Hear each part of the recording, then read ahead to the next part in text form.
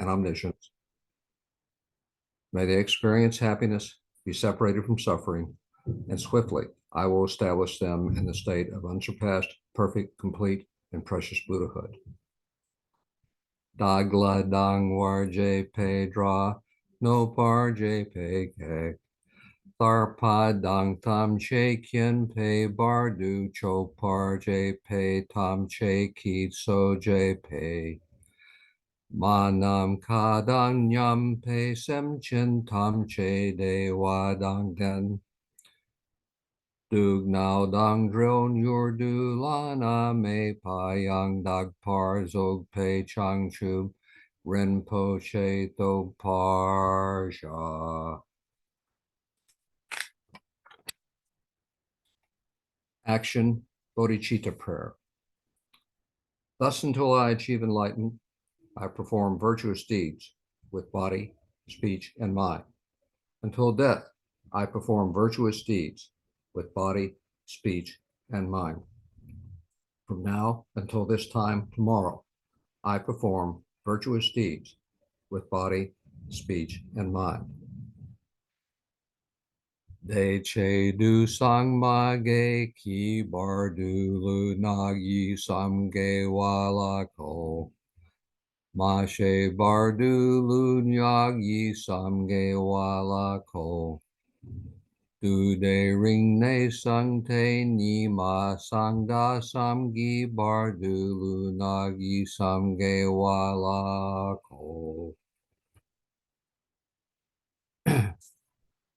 Long refuge prayer.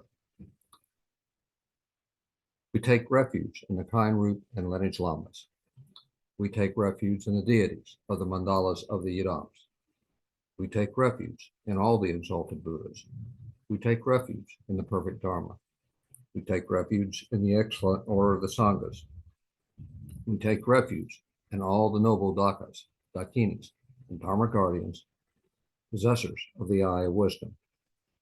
We take refuge in the kind root and lineage lamas.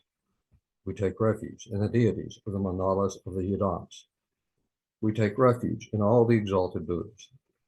We take refuge in the perfect Dharma. We take refuge in the excellent order of the Sanghas. We take refuge in all the noble Dakas, Dakinis, and Dharma guardians, possessors of the eye of wisdom. We take refuge in the kind root and lineage lamas. We take refuge in the deities of the mandalas of the yidams. We take refuge in all the exalted Buddhas. We take refuge in the perfect Dharma. We take refuge in the excellent order of the Sanghas. We take refuge in all the noble Dakas, Dakinis, and Dharma guardians, possessors of the eye of wisdom. Dren Chin Sawa Dang Yu Par Je Pe Pel Den Lam Adam Ta Nam La Kyab Su Chi O. Yeram Kilgor Gi La Sog Nam La Kyab Su Chi O. Sangye Chong De Din Dam La Kyab Su Chi O. Dem Pa Cho Nam La Kyab Su Chi O. Pag Pe Gen Dun Nam La Kyab Su Chi O. Pa Wo Kan Ro Cho Kyong Sung Me So Ge She Ki Chin Dang Den Pa Nam La Kyab Su Chi O.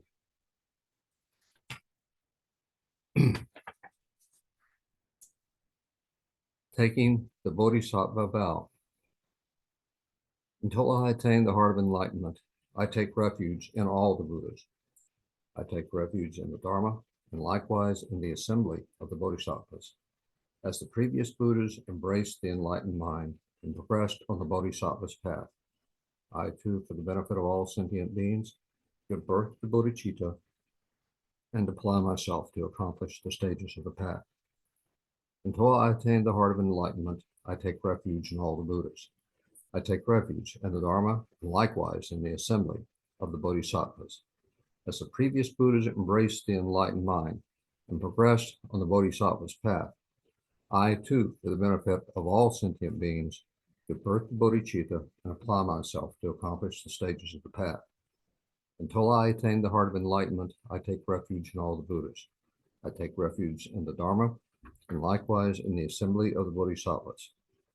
As the previous Buddhas embraced the enlightened mind and progressed on the Bodhisattva's path, I too, for the benefit of all sentient beings, give birth to bodhicitta and apply myself to accomplish the stages of the path. Jang Chub Ning Por Chi Ki Bar Sange Nam La Kyab Su Chi Cho Dang Jang Chub Senpai Yi Sho La Yang De Shen Kyab Su Chi Jitar Nonggi De Sheg Ki Jang Chub Thug Na Ki Pa Dang Jang Chub Senpa La Pa La De Dag Rim Shen Ne Pa Tar De Shindro Lak Pendon Du Jang Chub Sim Ni Ke Ji Shing De Shindu Ni Lab Pa La Rim Pa Shindu Lab Par Ji.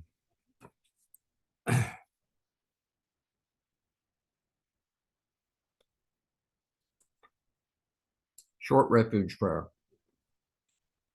In the Buddha, the Dharma, and the Sangha most excellent, I take refuge until enlightenment is reached. By the merit of generosity and other good deeds, may I attain Buddhahood for the sake of all sentient beings. In the Buddha, the Dharma, and the Sangha most excellent, I take refuge until enlightenment is reached. By the merit of generosity and other good deeds, may I attain Buddhahood for the sake of all sentient beings. In the Buddha, the Dharma, and the Sangha most excellent, I take refuge until enlightenment is reached. By the merit of generosity and other good deeds, may I attain Buddhahood for the sake of all sentient beings. Sangye Chodang Sogki Chog Nam La Chang Chu Bardu Dag Ni Kyab Su Chi Dagi Jin Sok Chi Pe So Nam Ki Drola Pinchir Sangye Dru Par Shok. The four immeasurables. May all mother sentient beings, boundless as the sky, have happiness and the causes of happiness. May they be liberated from suffering and the causes of suffering. May they never be separated from the happiness that is free from sorrow. May they rest in equanimity, free from attachment and aversion. May all mother sentient beings, boundless as the sky, have happiness and the causes of happiness. May they be liberated from suffering and the causes of suffering. May they never be separated from the happiness that is free from sorrow. May they rest in equanimity, free from attachment and aversion. May all mother sentient beings, boundless as the sky, have happiness and the causes of happiness. May they be liberated from suffering and the causes of suffering.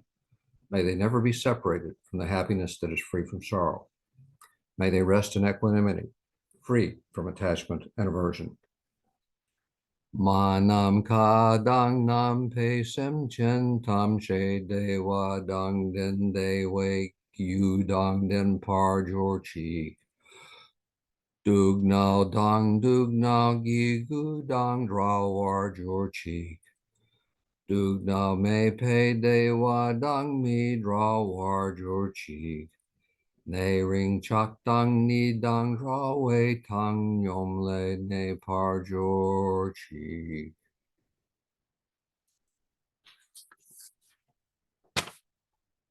And then if you will do page 12, the Sagaramati requested sutra, please.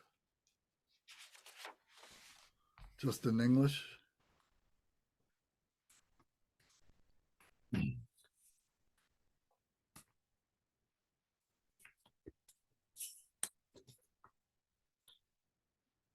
Likewise be extinguished. Extinguish all enemies to my purpose. Whatever evil forces are in me, be defeated. Be defeated. Do this so that when I am victorious, all pure radiance melts into me, completely purified. Take all this knowledge, food and drink peacefully. Enjoy it and be satisfied so that all obstacles may be destroyed. Be liberated from all obstacles, all general obstacles. Maras are defeated by this gesture of the Buddha. By reciting this mantra, may all Maras be purified. As a result, may all Maras be defeated.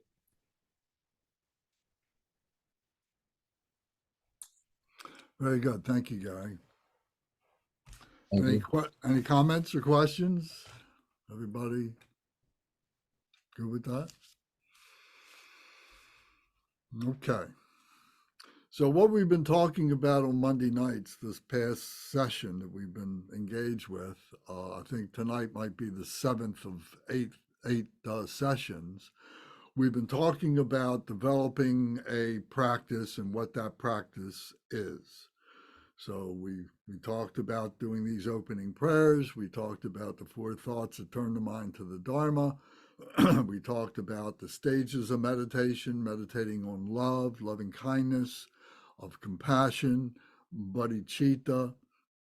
And then on Sunday, yesterday, we even did a little bit of a practice on shamatha meditation using the mantra as a focal point for our mind and so on.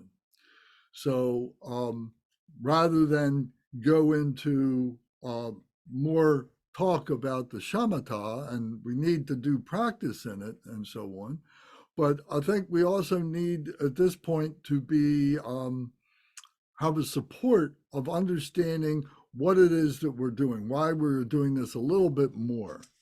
So we're trying to develop a daily practice is about training your mind. Our mind has been trained, has been to be doing so many different things.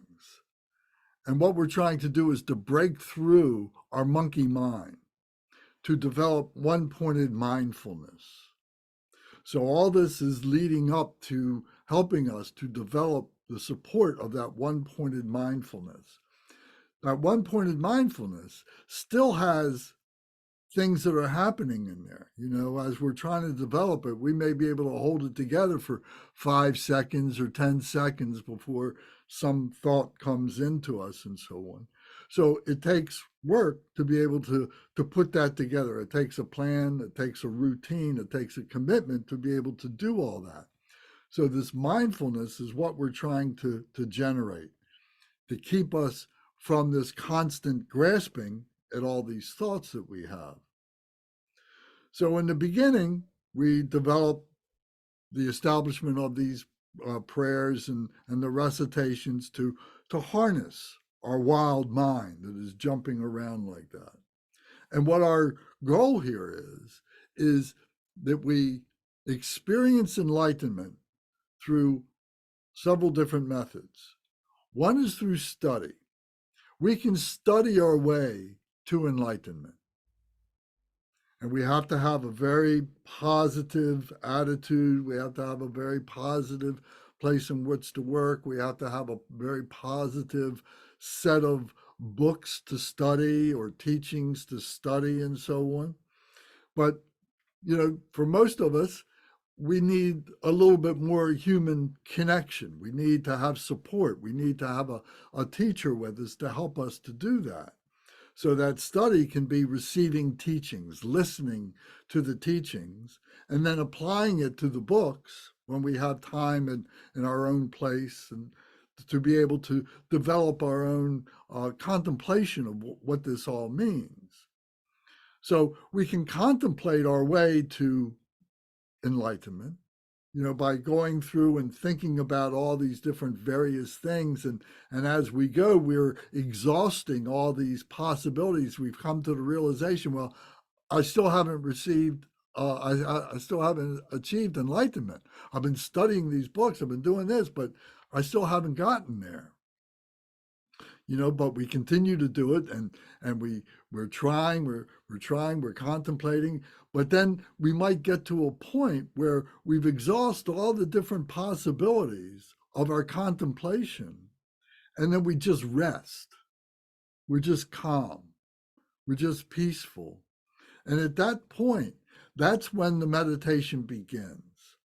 That's when the quietude begins. Our monkey mind just settles down.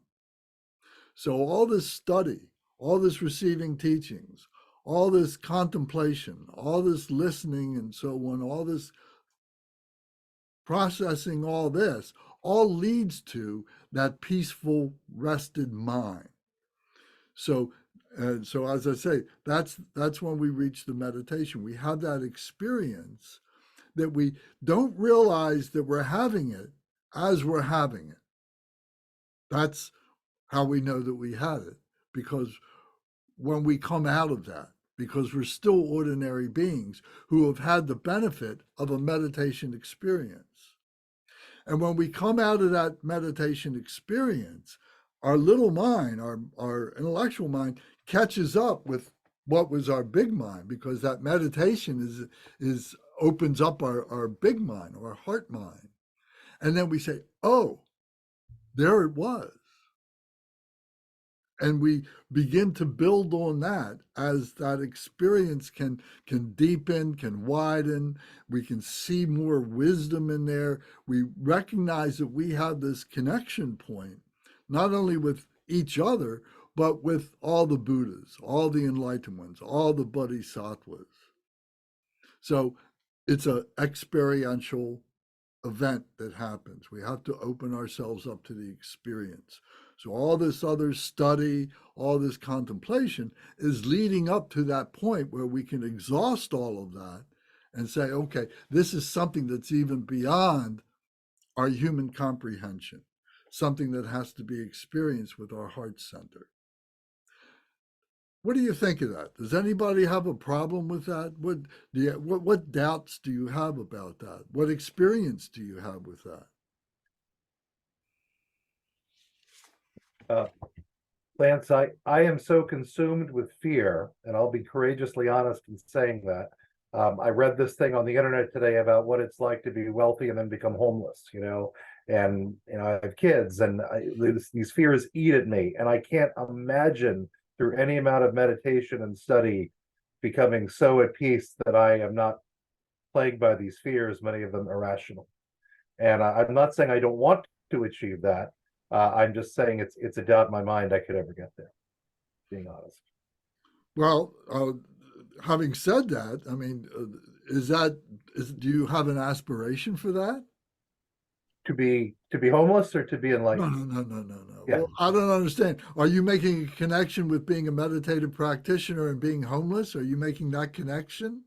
Or No, are you I'm just saying that you gotta continue to work hard so you don't get to that point?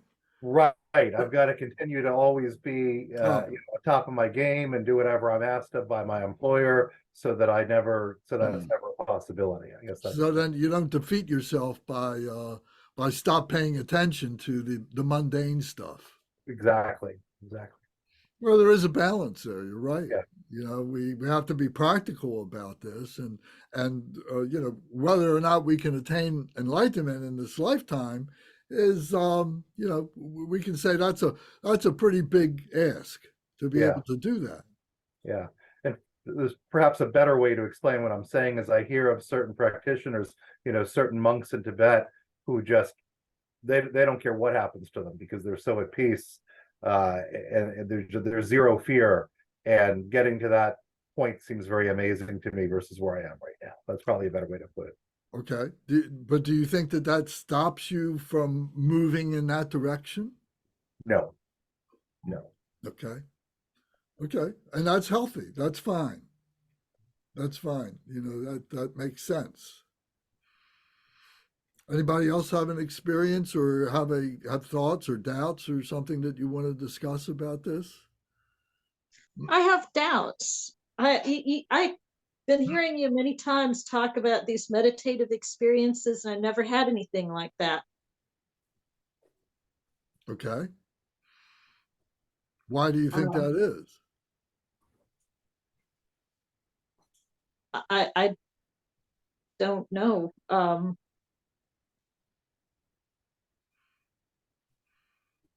I don't know. Do you think it has anything to do? And I'm not being,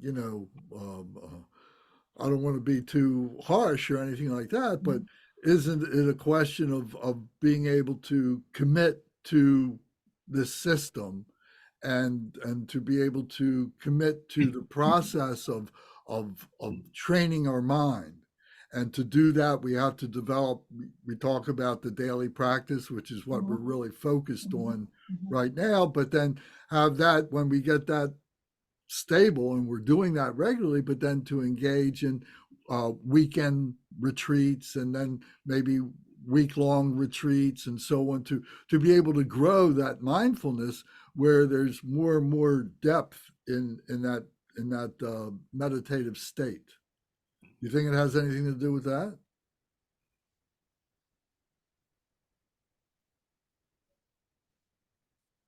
Lance, we live in the storm of life. And for me, and I don't believe I'm the only one, but we can't be like the monks. I mean, we could choose to be if we chose to. Well, that's the point. I don't want to go too far down that hole there, but is it as difficult as it is? Mhm. Is it an aspiration? Is it something that you want to work toward? Oh, sure. Okay. Yes. Absolutely. Yes. Absolutely. But recognizing while doing that the storm of life, we call it samsara, it intervenes. Well, yes, it does, but it's our choice too. Hey, And To some, not wait completely. a minute. Go ahead, Matthew. You wanted to say something? Oh yeah, I'm sorry, I didn't mean to interrupt. That's okay. I was just gonna say, Kay, what is like the meditative experience that you're not having that you want to be having? Like, what is it that you are kind of looking for in terms of, or would mean by that meditative experience? Does that make sense? Yes, well, that's a really good question. And let me ask Gary, or let me ask Kate, ask all of you. What do you think that meditative experience will yield, will bring to you, that will arise in your life? What do you think it would bring? Kate, what do you think? I don't understand that question. What do you think the meditation brings to your life? What do you think, what change happens in your life that comes as a result of the meditation? What do you think that will be? Well, when I used to have a more successful meditative practice, though it was nothing like what you described, I was calmer and it was like I could slow things down. Okay. Okay. I'd be content just to get back to that point. Okay. Some of the things you talk about seem more transcendent. I've never had anything like that. Okay. Gary, what do you think? Well, I have periods of that type of calm. I have to seek them out. And I think that that's what the meditative experience is. It's since we can't live in the forest like the Buddha, since we live in this storm of life, we have to make room in our life for the meditative experience. And because life, our So family. what do you think? What do you think that meditative experience brings to you? a sense of separation and detachment from the things that are swirling around me that I cannot control. Okay. All All right, let's stop right there. All right, let's stop right there. Let's not go too far down that hole. You think it's a hole? All right, Brendan, what would you say? And I want to ask Emma, I want to ask everybody what you have to say about this, because it's an important point. It's what the goalpost is. What's the goal? We need to have the goal. What does the meditation bring to us? Brendan, what would you say? I would like to not be so afraid, as I talked about earlier. And I read a lot. I read a lot of Buddhist fiction and Buddhist writings, and one of the characters talks about the grasping which has dominated the continuum for 1,000 years, right? Past lives, melts under the power of the Buddha, and I experience a few seconds of peace. I think that would probably, that's a good way in literature to describe what I would like. And then beyond that, you get into, I don't know, I've heard of secret mantras and secret knowledge, and I'm way far from that. But maybe that would be nice in a few lifetimes, perhaps. So if we can consolidate that statement down, what do you think the meditation brings to you? Peace. Okay. Emma, what would you say? Well, I'm struggling with some stress health issues right now, and my doctor literally prescribed me to concentrate on something for 15 minutes a day to de-stress my nervous system. But before that, because I used to be a really, really calm person, I almost want to say meditation's like unplugging, but it's more like plugging into the bigger like you're not unplugging, it seems, but you're plugging into something that's more in tune with things. Like the way I was describing it before was like the world is so loud and the truth is very subtle. So you have to like turn the volume down to really hear the truth. At least that's my personal experience. Would you say it could be described as maybe a harmony or something like that? Yeah, resonance or something. Yeah. Oh, I like that. Mm-hmm. Yeah, music, can relate to music a lot. Yeah.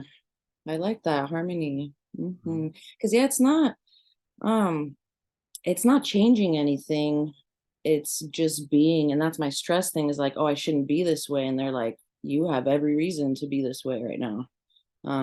So yeah, meditation is just watching it and not changing it and seeing where it goes. Yeah. Well, that's a very good point about not changing. There's to attain that level, you're not changing as much as you're recognizing. Something that has been there, but you just haven't recognized it, and then you harmonize with it, and then maybe, as Brendan says, there's this peacefulness that washes over you. That you. Okay. Matt, what would you say? I mean, I guess in the sense of what I would like to kind of foster or develop is certainly like a sense of contentment and peace and stopping the ways I like torture myself in my mind, probably similar to the way lots of other people do. But yeah, and in terms of like meditative experiences, I mean, I've had a few meditative experiences before that were, very different, very like where, things seem very vast and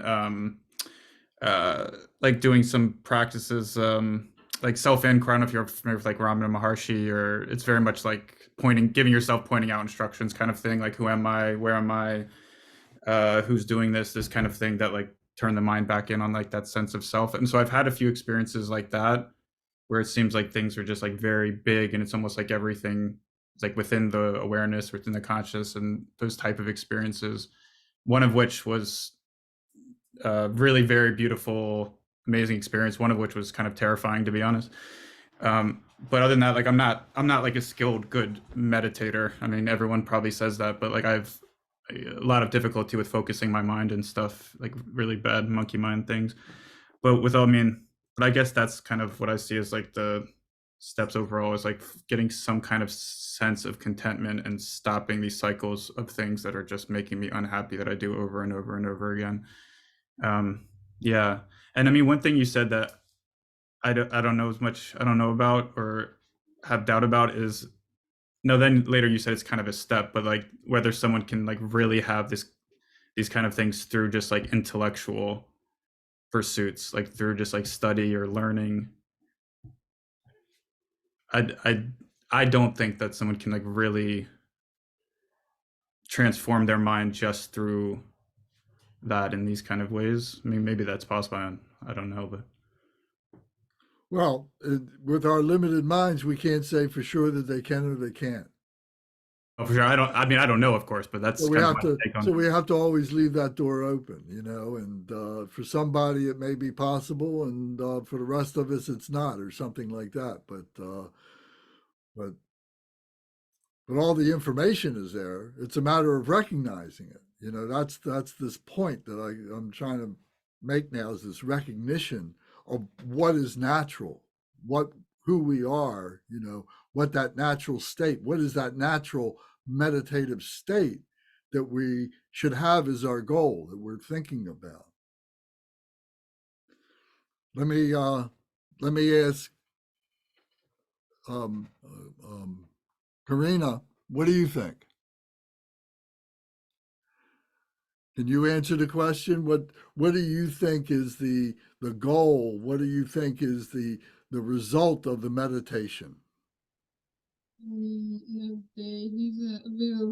Will bring calm and crush it thought correctly, like things, like make you think correctly, and this is like change your reality to better way, because many things that we have, it's not like our things, it's like things from the world, what we get from some people, some TV, internet, but like what people, when he meditate, like they know his true way, like I what didn't it's understand that last sentence. Say that last sentence again, please. Or rephrase like it. sorry, meditation like change your things like to more right More and clean. correct? More Yes, correct? More virtuous? Is it a question of being virtuous, or is it just being a question yes.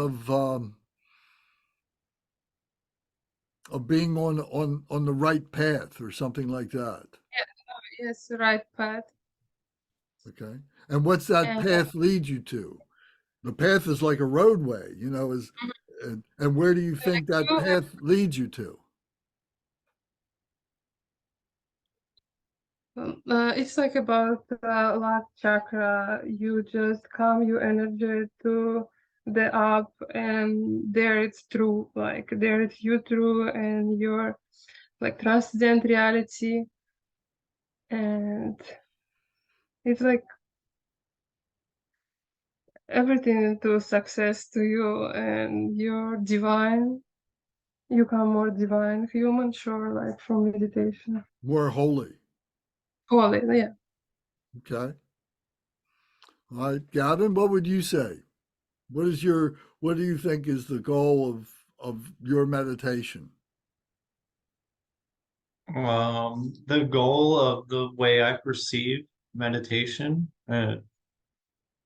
is to focus on my light body, and centers are out of alignment. I would go into meditation and focus on the realignment of the light body, so I could regain power of my pineal gland and sit in the crystalline throne. Because there scientifically are 30,000 microcrystals that make up the pineal gland. And once I can sit in the throne of my own gland, I can activate my crown.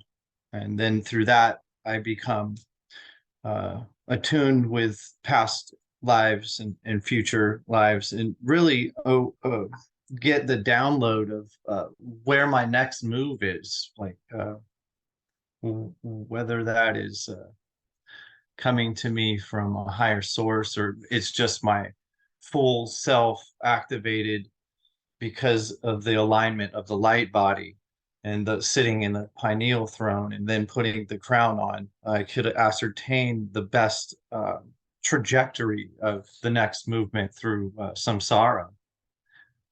That's So ultimately if you could condense that down or simplify that down to a word or a phrase, how would you describe that?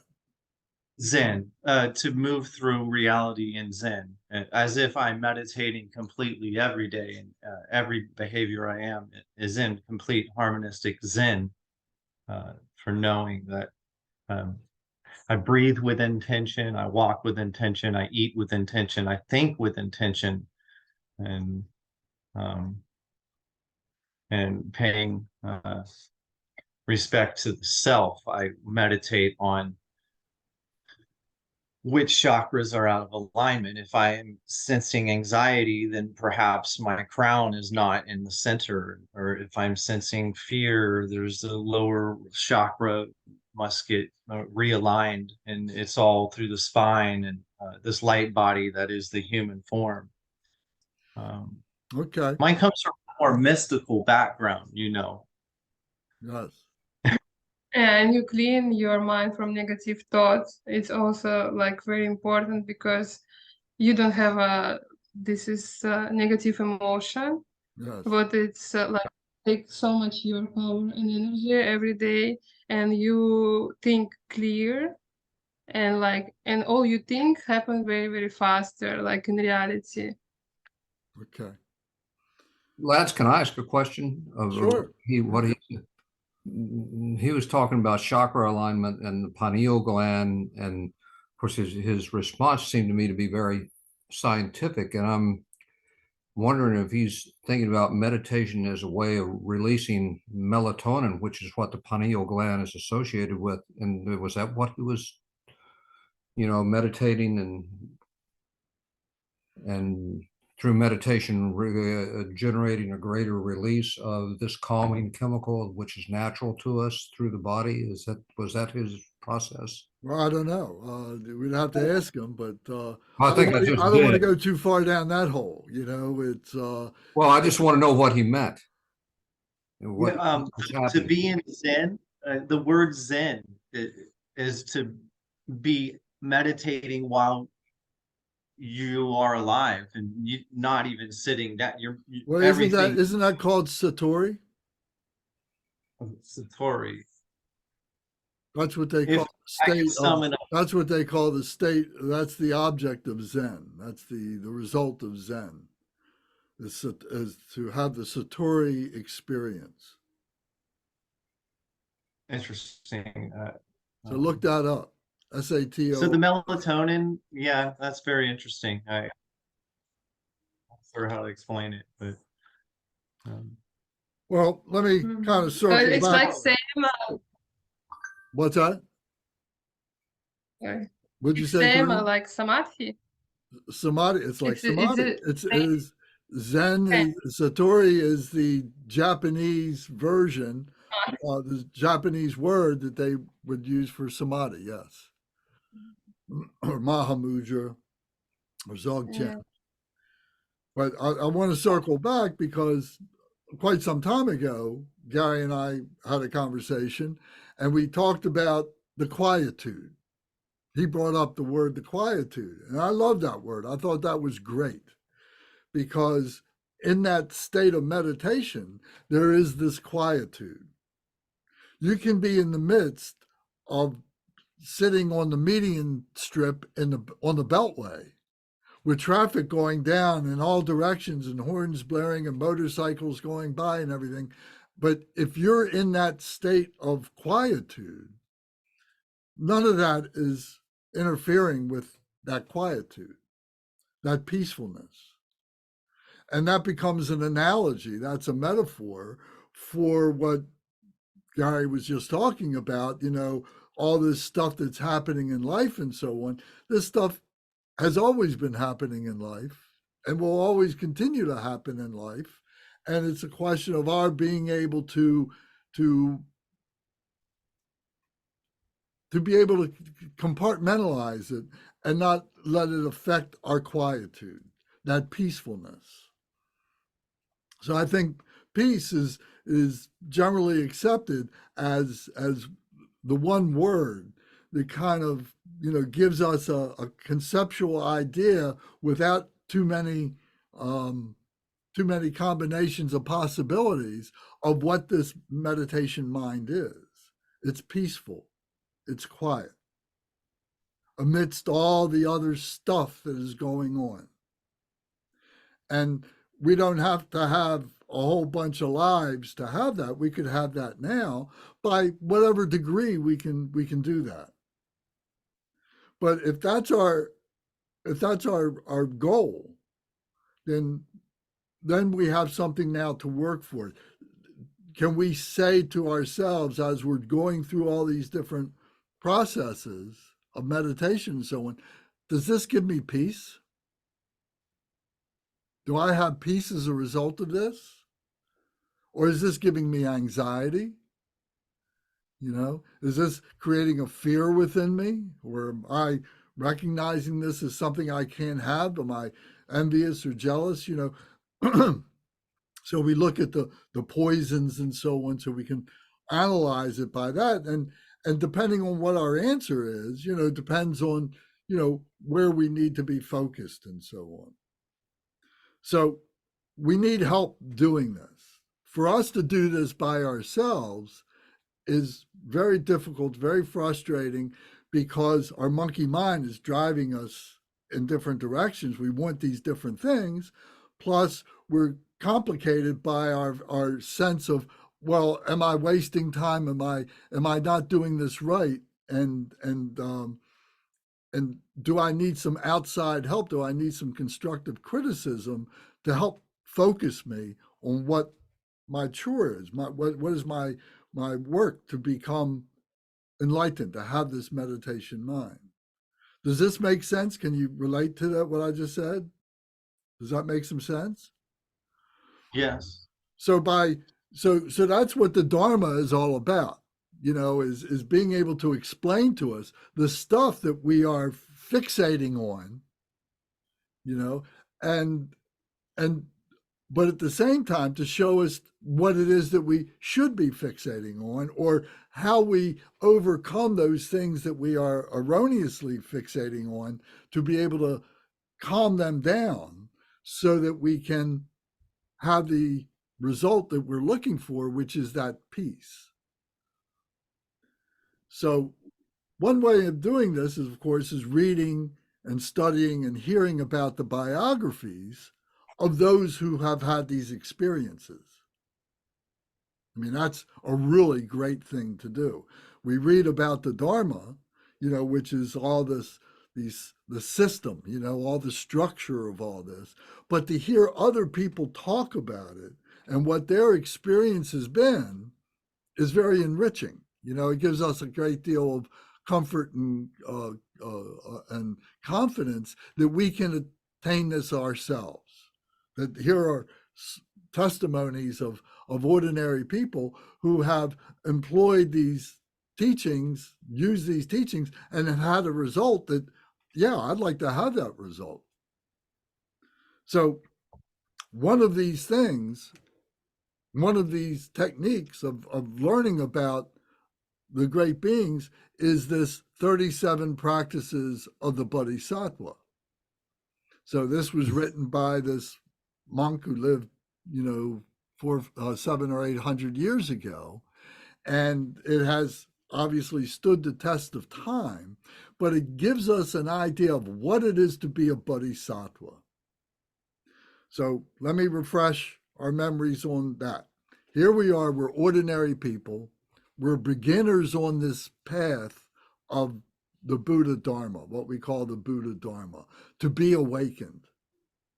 Okay, we don't know what it is. It's like a 2,000-piece jigsaw puzzle that we're given without a picture, and we got to put all the pieces together. So we're at that state when we're trying to form the corners and the edges, you know, the straight edge pieces, and we haven't even started with the interior too very much. But then as we get the frame, now we become a practitioner. We say, you know what, I'm going to work on this puzzle every day. And maybe I'll get 2 or 3 pieces to fit.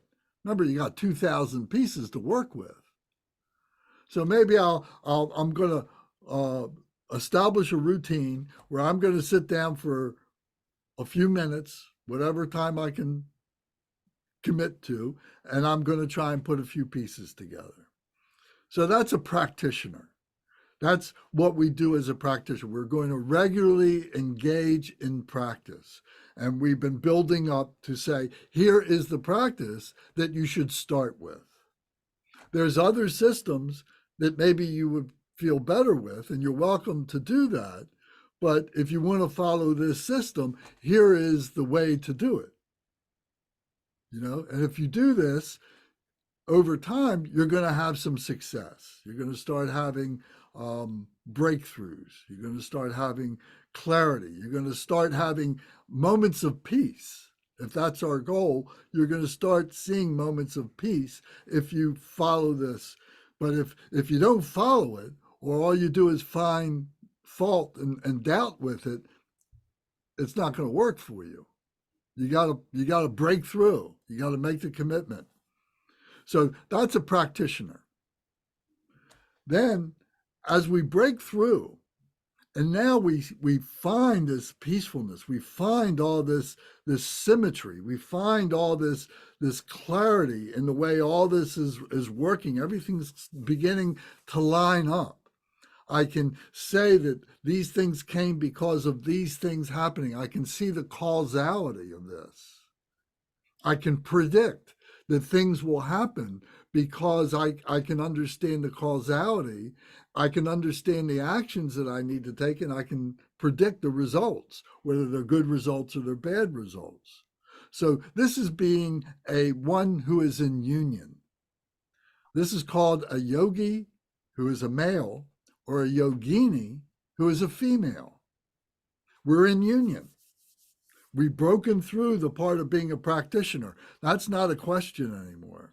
Now it's a question of being in union with all of this stuff and seeing all the disparate stuff that is all on the path. When we're on the path, we're seeing the dualistic nature. We're seeing all the myriad combinations of things that we can do, but we're not spooked by it. We're just lining them up. We're just seeing how they work. And we're comfortable with that. And then, after we maintain that, then we start getting to where we really begin to simplify, and we become a wholly enlightened being. We become a Bodhisattva. A Bodhisattva is a wholly enlightened being. And on this path of being a Bodhisattva, we're going through these levels of purity where we are still purifying some of our afflictive emotions, the things that are based on the 5 poisons, the things, the 84,000 emotions that we talked about way back when, in the beginning of our Buddhist conversations, that there were 84,000 emotions.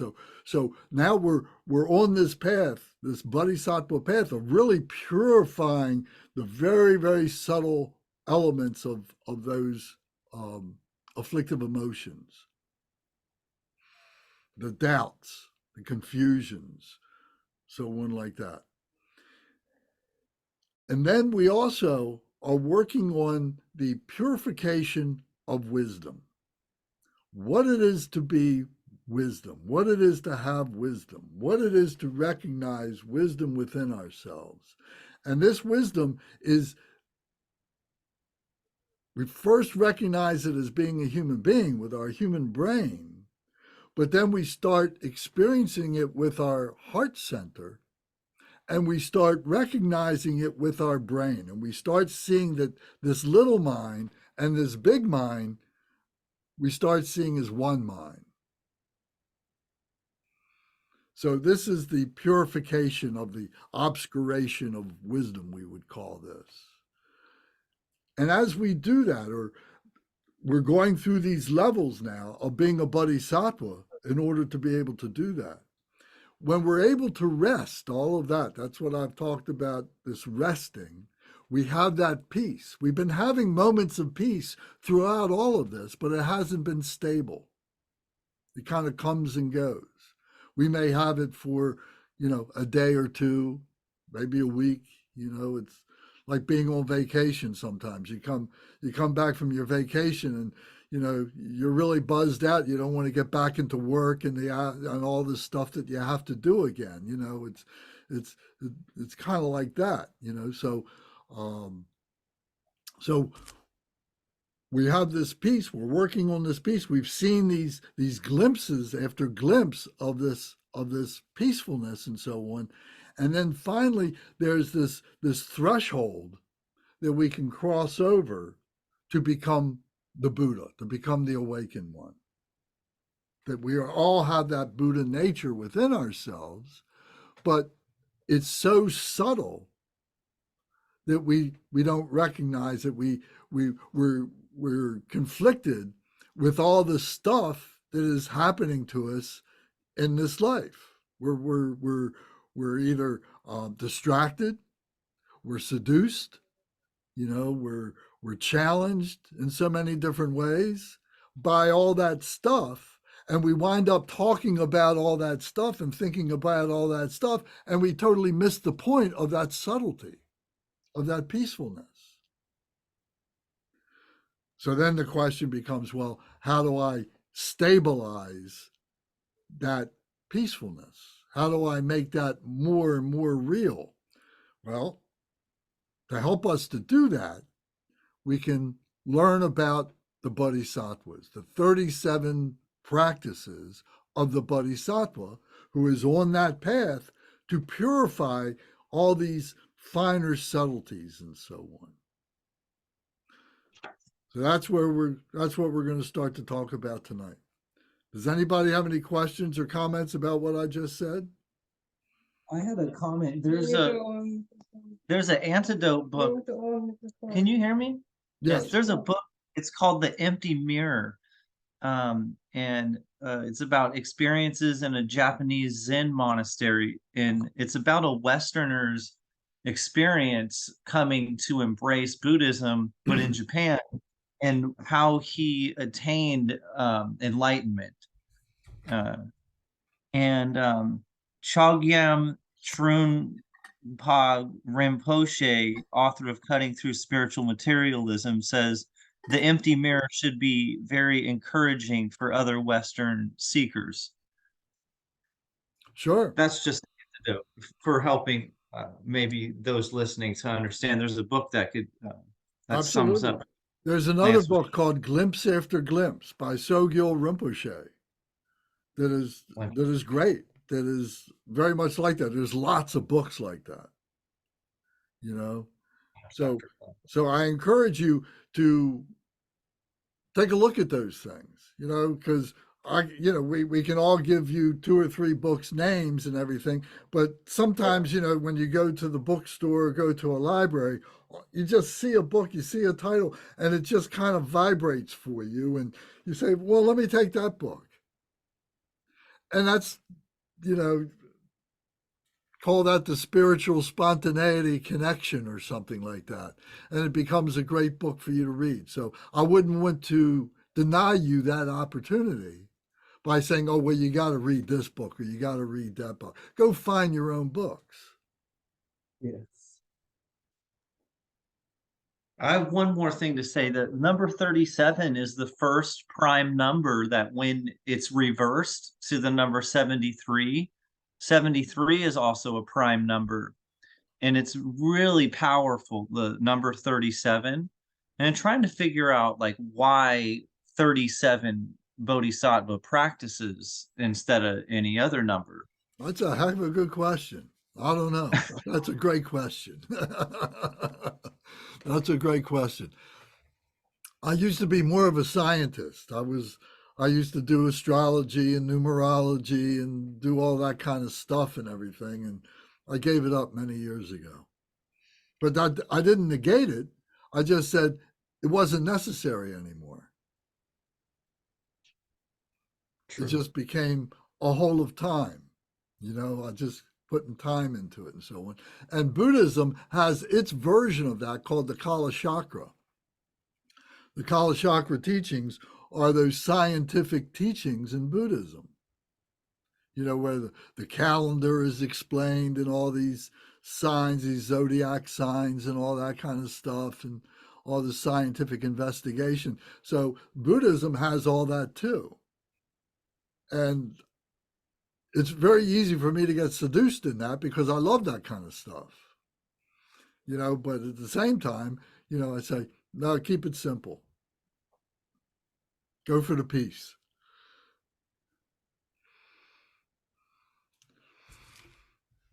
Okay.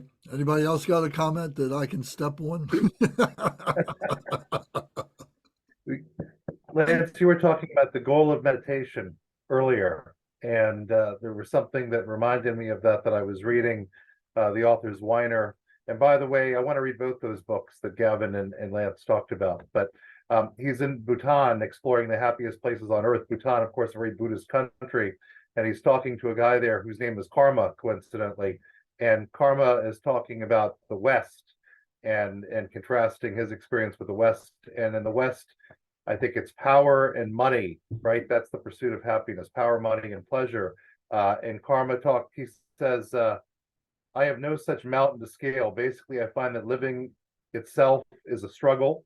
And if I'm satisfied, if I have done just that, then in the evening I say it was okay. And I think for me personally, getting rid of all that ego that I've got to do this, or I've got to be that, or I've got to be the CEO of this company, or I've got to, whatever, and I've got to have, be stinky rich. Getting rid of all of that has done a lot. And I don't know if that's just growing up or reading. I don't want to discount meditation. I'm sure that could take me to amazing places, but this has helped a lot. Initially, just getting rid of a lot of that ego, and having an attitude more like Karma in this book of, hey, getting through life is enough. Yeah, just to be a holy person, I think. Yeah, exactly. Guys, as being a holy person, how wonderful it is to be a holy person.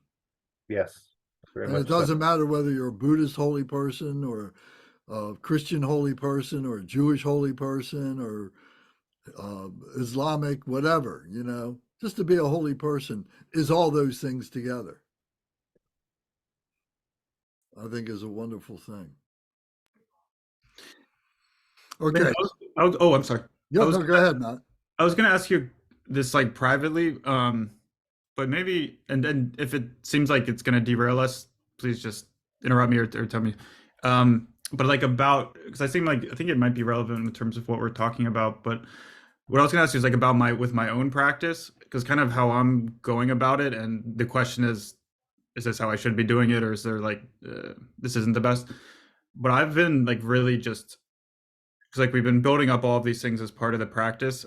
I've been just like really focusing on, I mentioned before, but like the four thoughts, and then in the eight worldly dharmas, and even just like right now, just with like the precious human birth and the impermanence, and like almost all of my practice is just like focused on those two things. And like I'm not doing even too much of some of the other stuff. I might go through it quickly when I have more time, because it ends up taking a lot of time and like writing and trying to feel like, okay, what exactly does this mean in my, trying to like make it as unreligious as possible, to be honest. Like, what exactly does this mean in my life? Like, when am I doing this? What is the actual result? And then like contemplating it.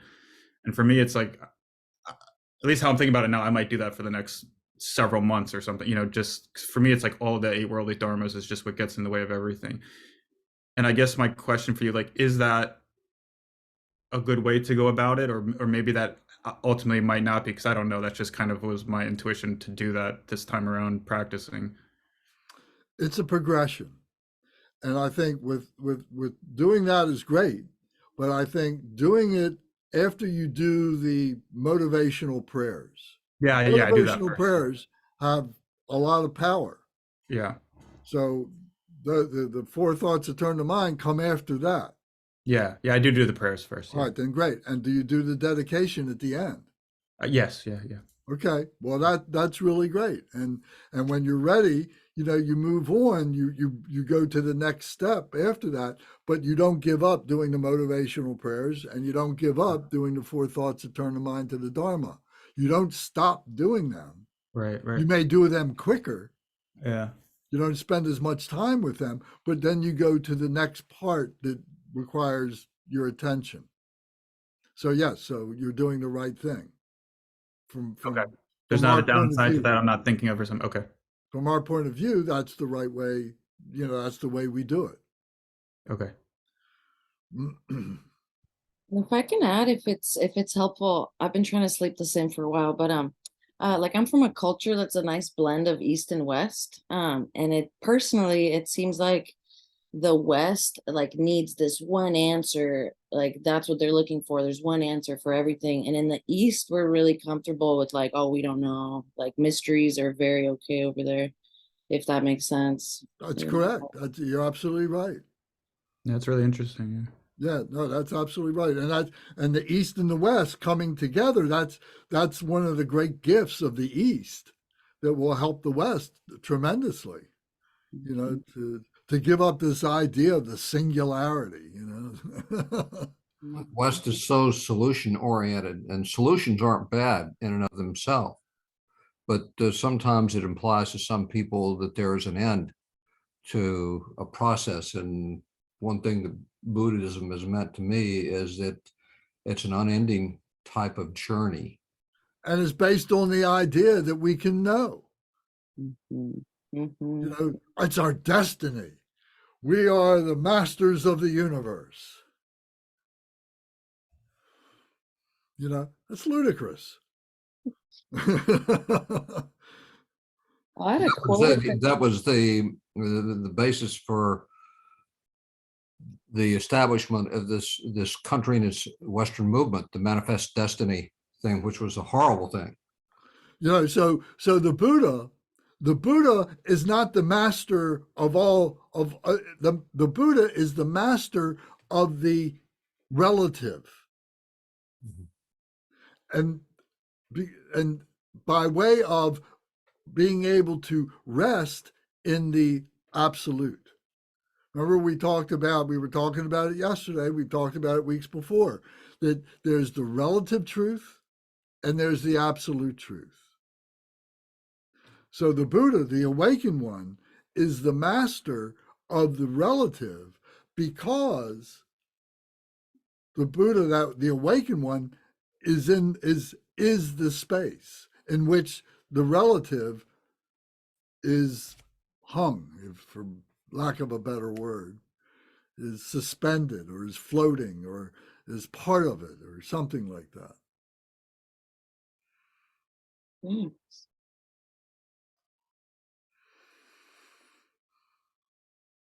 So the Buddha is not a supreme being.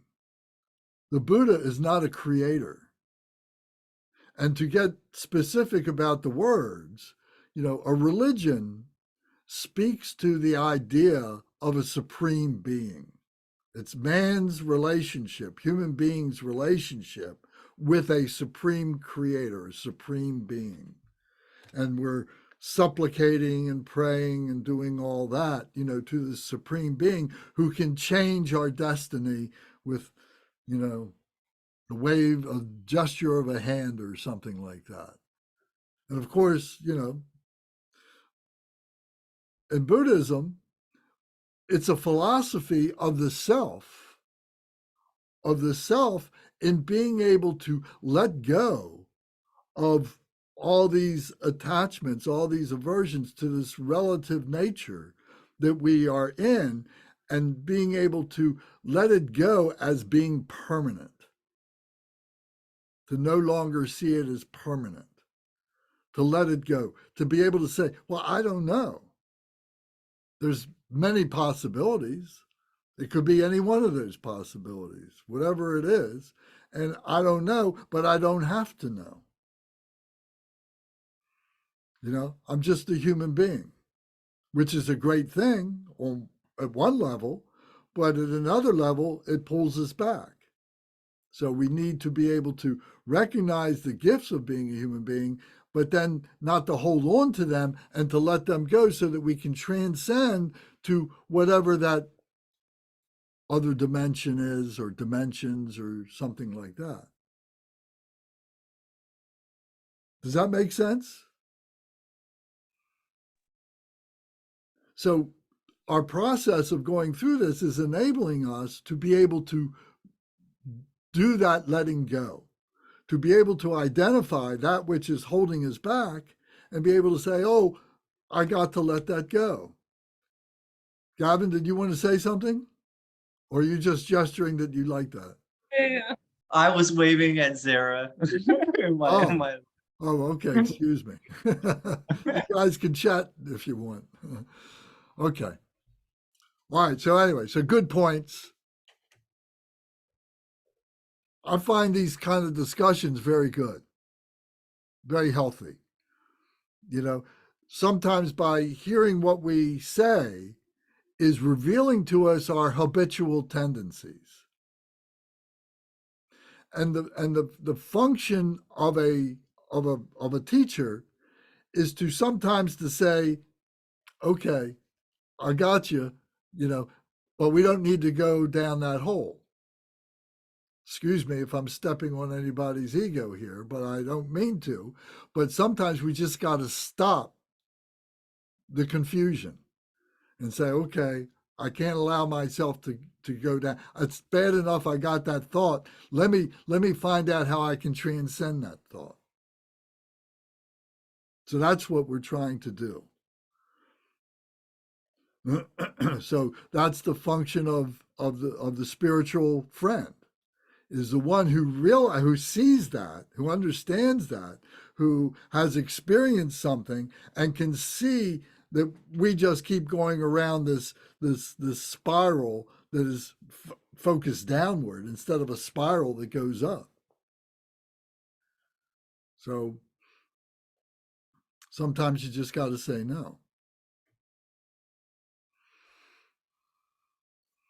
Okay, so can we move on to the 37 practices then?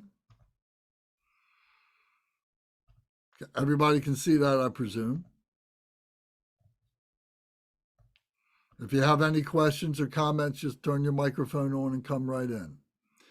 So 37 practices of the Bodhisattvas by Ngulchu Thogme Zangpo, who lived, like I said, in the 13th century, 14th century. So he wrote, it starts off paying homage to Lokeshwara. Lokeshwara is the Bodhisattva of compassion. Lokeshwara is the Bodhisattva of compassion. So he's saying homage to Lokeshwara.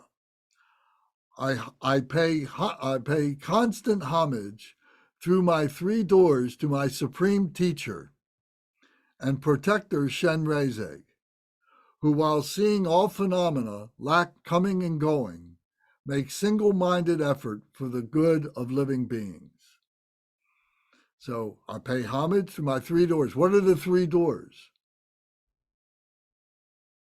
Anybody know this? You should speak right up. The 3 doors is your body, speech, and mind. Om Ahung. Om Ahung, body, speech, and mind. The crown, the throat, and the heart chakras. Those are the 3 doors. To my supreme teacher and protector, Shenrezig. Shenrezig is the Tibetan name for Lokeshwara. Lokeshwara is the Sanskrit name for the Bodhisattva of compassion. Shenrezig is his Tibetan name. So this particular teacher here, Zangpo, he was Tibetan. So who, while seeing all phenomena, this is what we've been talking about, while seeing all phenomena, we lack coming and going. We have stabilized. We see the phenomena, but we've stabilized from the coming and the going, the dualism. We become stable on the path. Make single-minded effort. This one-pointed mindfulness that we've been talking about, that we develop through these practices. That's why these practices are indispensable, and that they are a progression, and we need to maintain the progression.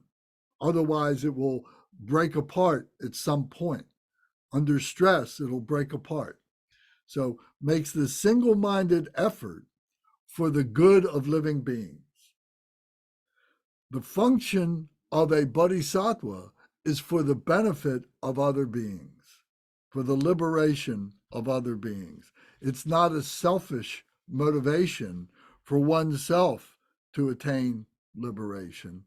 Its liberation comes when all other beings are able to attain liberation. In the meantime, we endure. We endure all the changes. We endure all the confusions. We endure all the suffering that other beings are going through. And maybe at some level we are going through ourselves. But we're able to endure that because of our resolution to be able to commit to the practices and someone like that. So then it says, perfect Buddhas, source of all well-being and happiness, arise from accomplishing the excellent teachings, and this depends on knowing the practices. So I will explain the practices of Bodhisattvas. So the perfect Buddhas, source of well-being and happiness, the source of well-being and happiness, they're not the bankers, they're not the politicians, they're not the tradesmen who do things for us, or the merchants who sell us things and everything. These are the holy beings. These are the source of well-being and happiness, the holiness, arise from accomplishing the excellent teachings of what this holiness is. And this depends on knowing the practices. That they got to be Buddhas by going through the process of being a beginner, being a practitioner, being a yogi or a yogini, and then being a bodhisattva, and then becoming Buddha. Because Buddhas are perfectly realized human beings.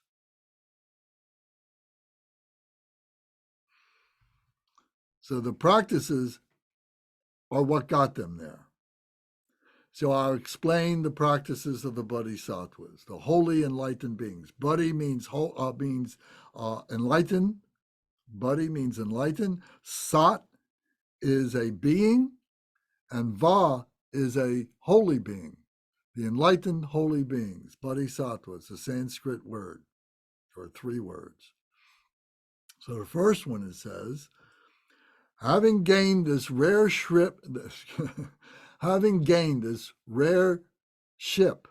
of freedom and fortune, here think and meditate unwaveringly night and day in order to free yourself and others from the ocean of cyclic existence.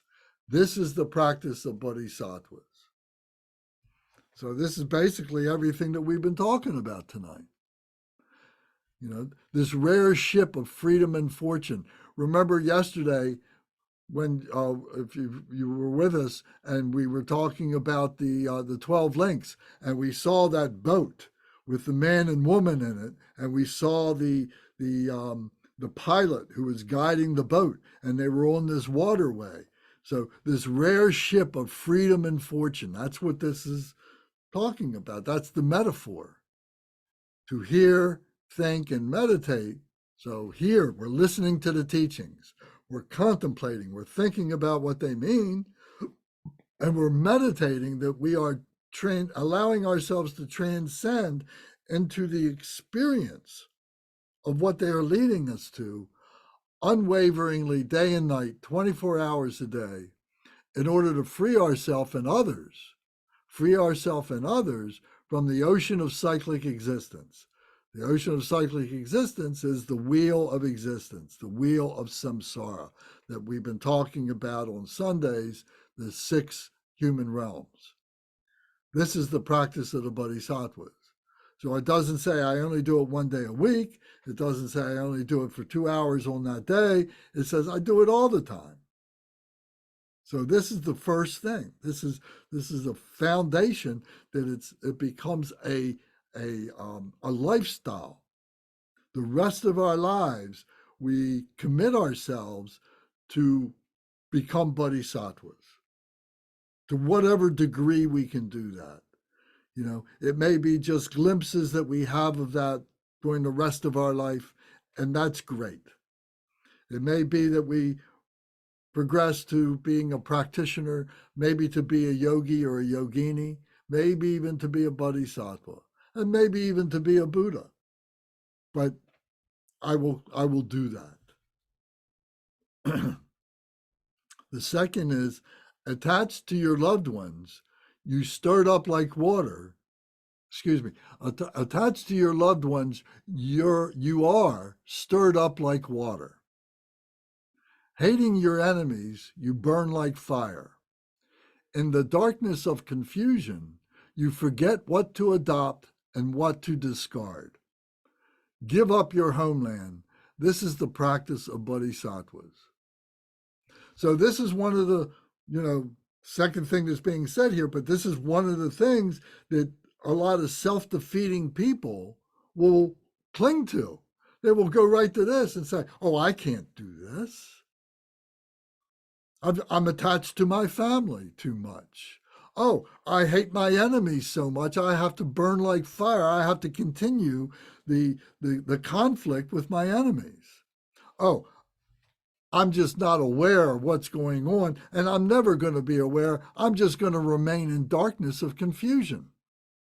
So I totally forget of what to adopt and what to discard.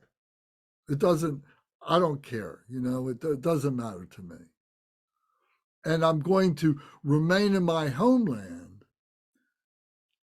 I'm going to remain in my homeland as being this ordinary phenomenal nature where I have my job, I have my family, I have my friends, my day-to-day routine.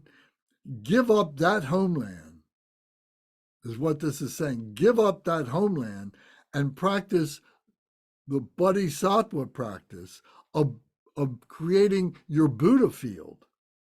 Your Buddha field, that this homeland now becomes your Buddha field, that you're purifying everything that is around you. It doesn't mean that you give up your loved ones. It doesn't mean that your family, that you discard them or that you abandon them. But you are compartmentalizing. You are saying, there's something else that I need to pay attention. I have this gift of this life, and I need to be able to seize the opportunity for my spirituality. And I don't have to give up my loved ones. I don't have to abandon them to do that. But I do have to find a way to carve some time out for my development, for my cultivation of my Buddha field. Hating my enemies, and I burn like fire. So, I got to stop that. I mean, that is just very simple. We just got to stop that. There's no other solution to that. You don't do it a little bit at a time. You just say, I'm going to stop hating other beings. They may be stupid. They may be doing terrible things. They may be as bad as anything I could possibly imagine.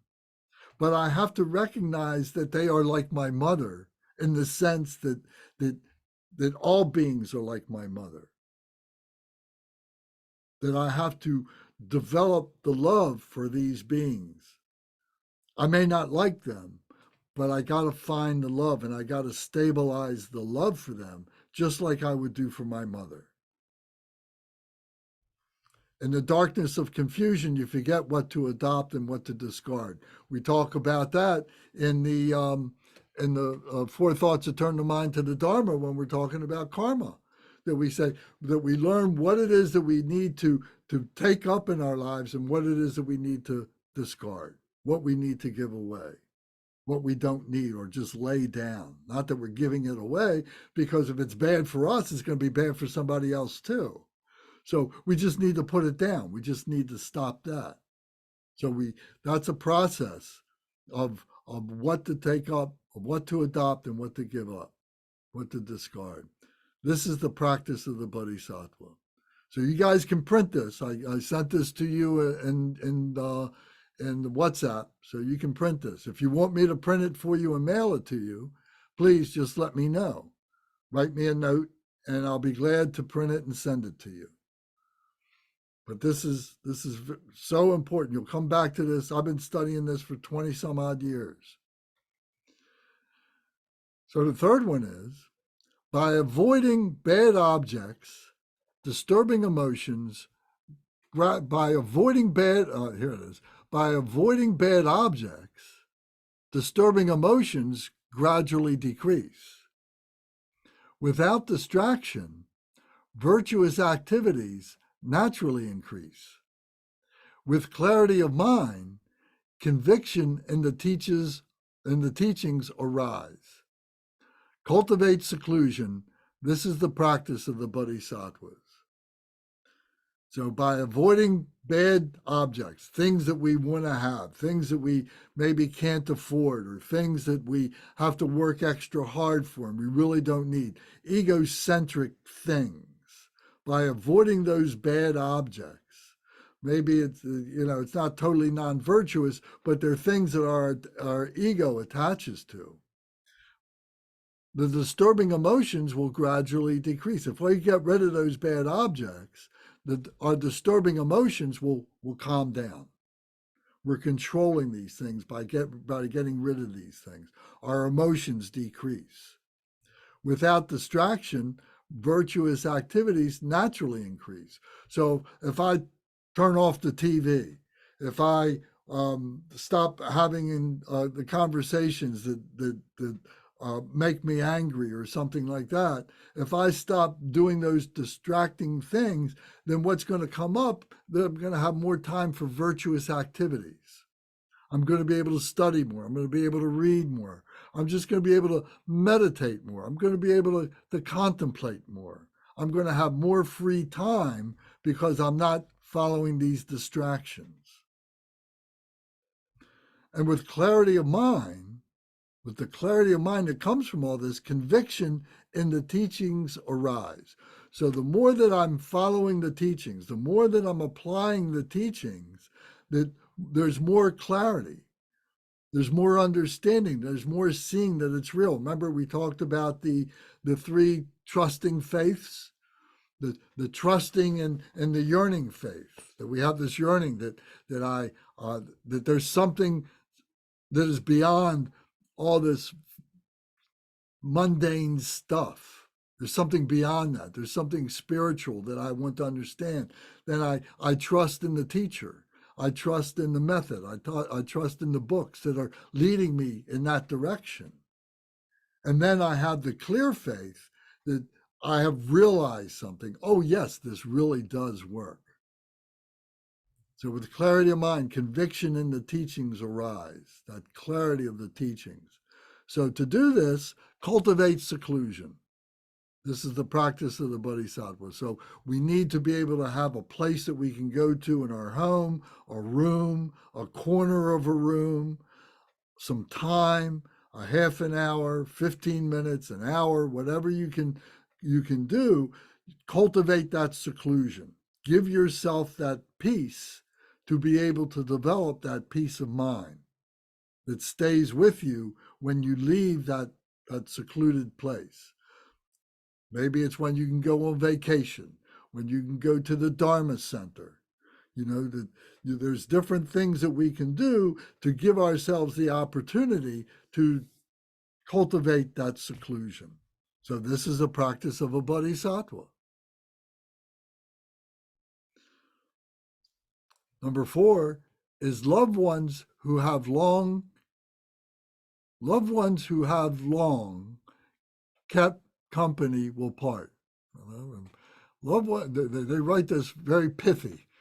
Loved ones who have long kept company will part. Loved ones who have long kept company will part. Wealth created with difficulty will be left behind. Consciousness, the guest, will leave the guest house of the body. Let go of this life. This is the practice of the Bodhisattva.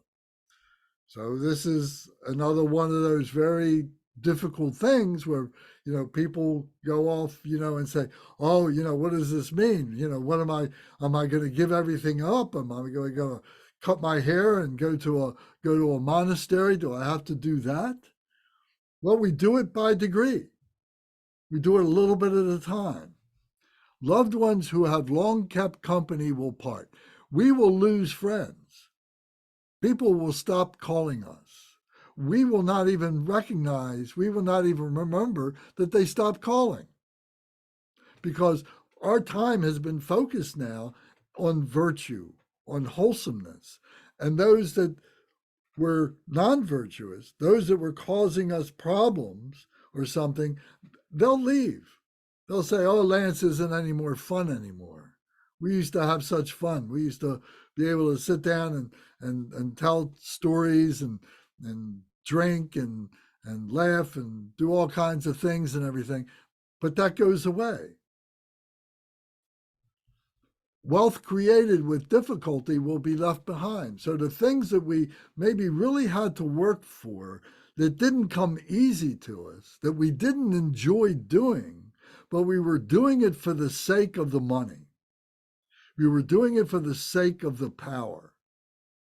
We weren't doing it to help anybody. We were doing it out of greed. These things will be left behind. We'll recognize, oh, I'm just being greedy by trying to do these things. I'm just going to leave that go.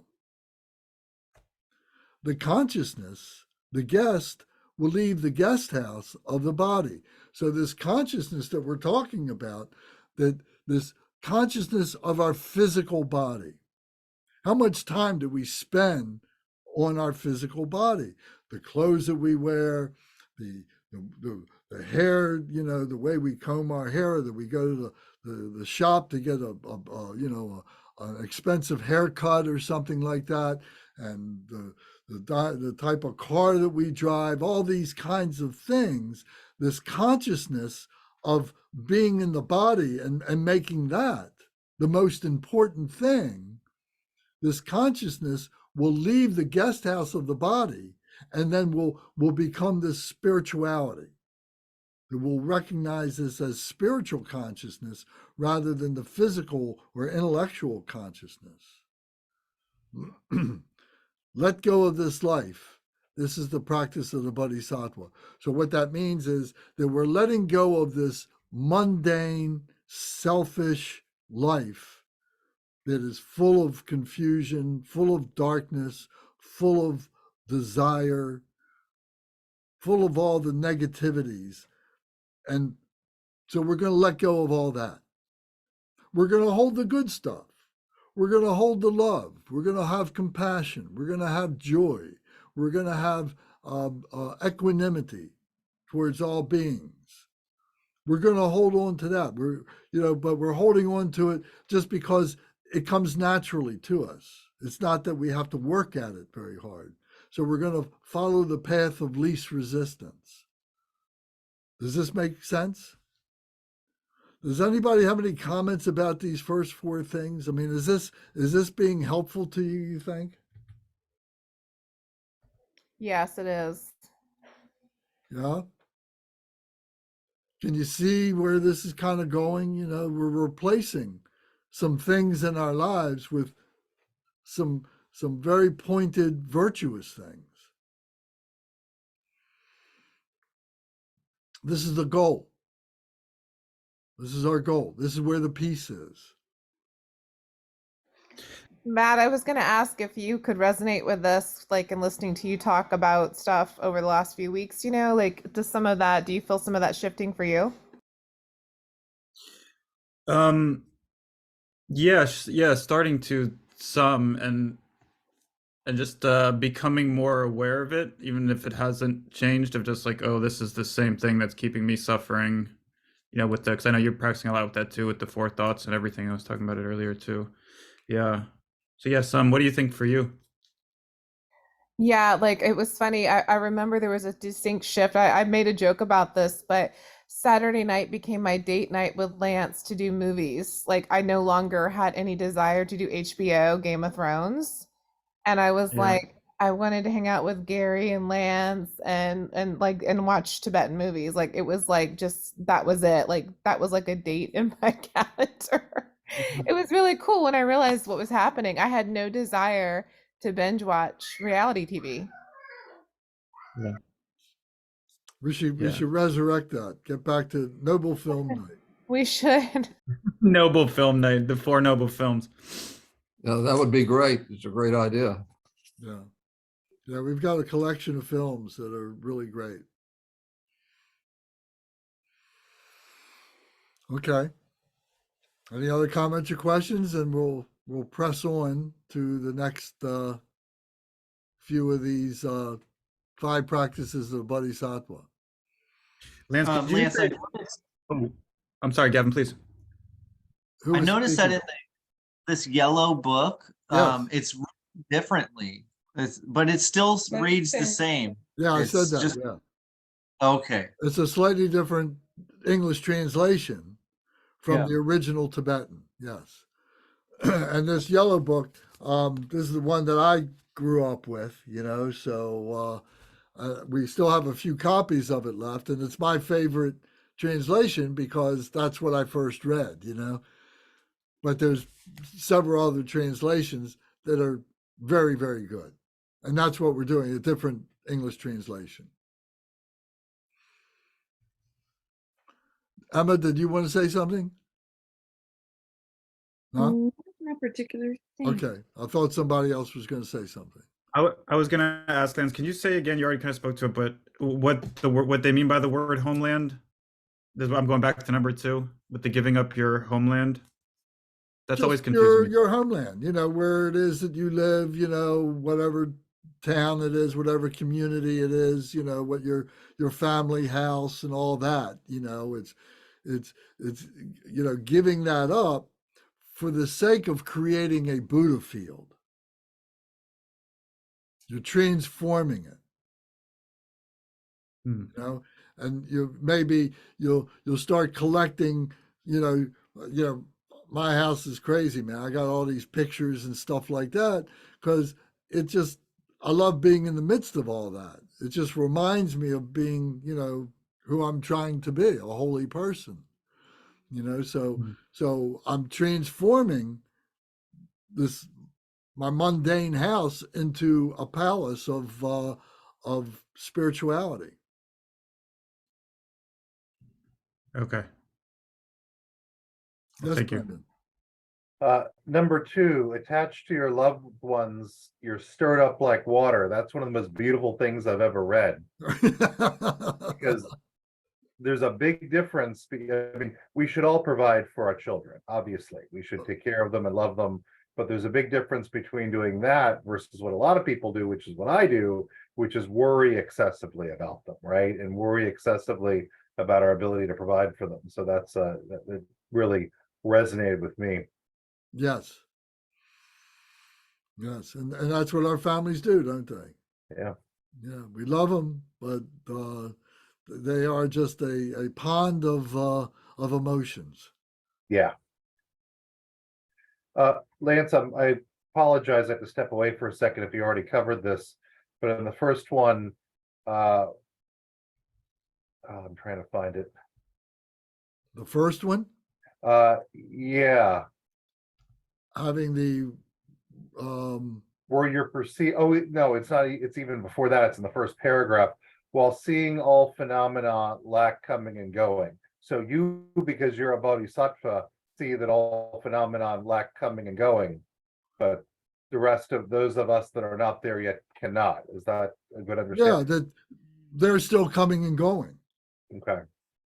They're still sucked into the dualistic myriad changes that are happening all the time. Okay, got it. Okay. Thank you. You're welcome. Okay. So anybody else have anything to say, just come right on up and talk, please. So now we go to this next part, is 5. It says, when you keep their company, your 3 poisons increase. Your activities of hearing, thinking, and meditating decline, and they make you lose your love and compassion. Give up bad friends. This is the practice of bodhisattvas. So this is another way of restating what we were talking about a little bit before. But here, when you keep their company, your 3 poisons increase. So talking about difficult people, the 3 poisons of ignorance, desire, and hatred, but also jealousy and greediness can rise up along with that. So when you keep their company, your 3 poisons increase. Your activities of hearing, thinking, and meditating decline, because if you're thinking about these emotions, then that kind of suppresses, that pushes down your meditative studies and so on. So hearing, thinking, and meditating, that's when we say, in our dedication prayer, just to point this out, you probably remember it yourselves, but if you look on page 20 in your prayer book, the 101 prayer books, the last stanza in the prayer book, it says, continue and increase through study, practice, contemplation, and meditation until the end of samsara. But if our poisons are increasing, it's going to push these hearing, thinking, and meditating down. So we need to be able to overcome that. So it says, they make you lose your love and compassion. So that's what this give up bad friends. This is the practice of the Bodhisattvas. So we have to make a choice.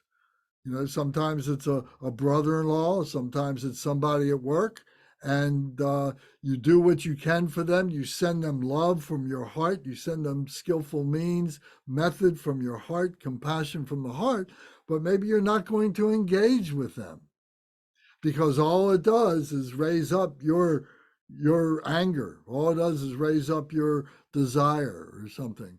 Maybe it's certain people that make you want to possess them. Our TV shows and movies and magazines are full of all kinds of suggestive, sexual things that are rising up our desire for these things. And we have to recognize that and say, you know what? I got to stop paying attention to that kind of stuff. I got to purify my stuff from that. So it can be things like that too. So we need to give up negative friends, give up negative of focal points.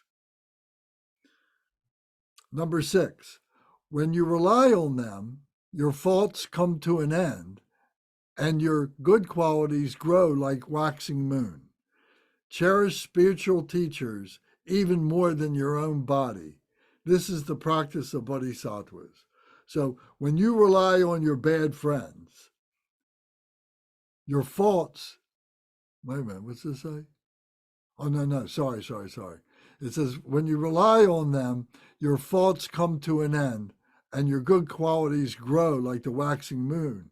So who are we talking about? Who are these them? These are our spiritual teachers.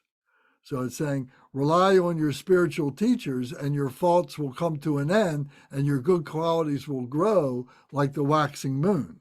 The waxing moon is the moon that is going from a new moon up to a full moon. So that's the waxing moon. The waning moon is going in the opposite, where the full moon is going back to the new moon. So cherish your spiritual teachers even more than your own body. This is a practice of the Bodhisattvas. So this is a very difficult thing for many of us, but it's one that is a mindfulness practice, that our spiritual teachers are magnificent. And we look at them and we honor them and we do for them. And sometimes we will go out of our way. We will give them that which is our last thing. We will give it to them because we honor them and we want to show them our devotion. And by doing that is a purification of selfishness. So spiritual teachers, even more than your own body. This is the practice of the Bodhisattvas. This is, a Bodhisattva is not hung up on how much money is in the bank. Is not hung up on the car that they drive and not hung up on their material things and so on. And they're ready to share all those things. They're ready to share their time. They're ready to give whatever energy they can to their spiritual teachers and to the work of their spiritual teachers, that they are teaching the Dharma. They are practicing their compassion by doing for others. So we are supporting them in every way that we can. Number 7 is bound himself in the jail of cyclic existence. What worldly God can give you protection? Therefore, when you seek refuge, take refuge in the 3 jewels, which will not betray you. This is the practice of the Bodhisattvas. So bound himself. We're talking about worldly gods. So when we talked about the Deva gods, when we were talking about the 6 realms of human beings, so bound himself in that jail of cyclic existence, of being totally immersed in their pleasure, that they were not paying attention to the suffering of other beings. And they didn't realize, though, that they were in this jail of cyclic existence, that they were on this wheel of existence. For them, they were just in this like heaven that they have created for themselves. They did good things, but now they're doing a very bad thing by not being compassionate, by being selfish in their pleasure and not helping other beings. So therefore, when you seek refuge, don't seek refuge in those worldly gods. Don't seek, compassion from them. Take refuge in the 3 jewels, the Buddha, the Dharma, and the Sangha. For they will not betray you. This is the practice of the Bodhisattva. So the body, speech, and mind of the enlightened ones. And that is within you. We're learning to recognize that indestructible jewel that we have in our heart center, that we've had from the moment we were conceived, that we keep with us throughout our lives. And when we pass, when our body dies, we eject that consciousness, we eject that spirituality. So we take refuge in that spirituality in the 3 jewels, the Buddha, the Dharma, and the Sangha. So we have to cultivate our awareness of that. So that's what we're involved in. 8, the subduer said, all unfavorable suffering of bad rebirths is the fruit of wrongdoing. Therefore, even at the cost of your life, never do wrong. This is the practice of bodhisattvas. The subduer said, all unfavorable suffering of bad rebirths is the fruit of wrongdoing. The subduer here would be the Buddha, the enlightened one, who has subdued all the negativity, all the confusion, all the evil doings and so on, has been subdued, and said that all this unbearable suffering that we've been going through of bad rebirths is the fruit of wrongdoing that we have done ourselves. We've caused this. We are the cause of the karma and the results of those actions of karma. So therefore, even at the cost of your own life, never do wrong.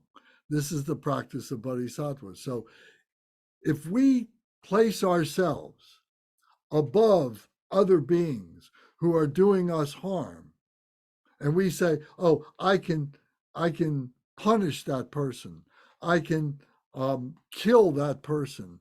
That person may be coming to me and doing harm, but my life is greater than theirs. I'm going to kill them before they have a chance to kill me. That's an extreme example of thinking that you are better than somebody else. Now, I understand that we have responsibilities to our families and so on, but if we kill somebody, even in the defense of ourselves or other people, we've still killed somebody. And we're still likely to be happy that we did that because we're still living. And that becomes a fault. That becomes a wrong deed that we did. We need to look at this and say, what can I do to subdue that person without bringing them that great harm? Maybe I can find a way to wrestle them down to the ground. Maybe I can throw a chair at them. Maybe there's many different things I can do. Maybe I can run away. Maybe I can get out of here. Maybe I can lock the door. There might be other choices. But we never can give up the responsibility for what we do when we do negative things. We can rationalize it. I understand there's mitigating circumstances, but we need to be able to sacrifice our own self for the benefit of someone else. So that takes a lot of courage to do that, a lot of faith, etc. Number 9 is like the dew on the tip of a blade of grass. Pleasures of the 3 worlds last only a while and then vanish. Aspire to the never-changing supreme state of liberation. This is the practice of bodhisattvas. So like the dew on the tip of a blade of grass. So, you know, in the morning time when the sun is coming up and there's dew on it, all of a sudden that dew just disappears in an instant, just like that. The pleasures of the 3 worlds last only a while and then vanish. So like that, the pleasures of the 3 worlds. The 3 worlds are the there's many ways to describe this, but we could say that there's like a below ground, there's a ground, and there's above ground. We can talk about that there's a desire realm, the desire ground, there's a desireless ground, and there's a formless ground. So there's many ways to look at that, but the pleasures of the 3 worlds, of this physical world that we live in, these pleasures only last a short time. You know, maybe we'll live to be 60, 70, 80, 100 years old, but in the scope of all of time as we conceptualize it, it's just a click of a finger. So all these things just go. So we need to aspire to the never-changing supreme state of liberation. This is the practice of the Bodhisattva. So this state of liberation, this is that space that I have talked about. This is that peace that I have talked about, that no matter where we are, no matter what form we take, whether we're a human being or something that might be in another dimension, or something that might be below us, even as an animal or something, that never-changing supreme state of liberation is the practice of the Bodhisattva, that state of peace, of quietude. This is what we are trying to develop for ourselves. At some point in, we could say, our lifetime, we will experience that. If no other time before that, we'll experience it when we die. When our physical body dissolves, that we go through the bardo of death, the intermediate state of death, into the bardo of reality. And are we prepared to remain in that freedom?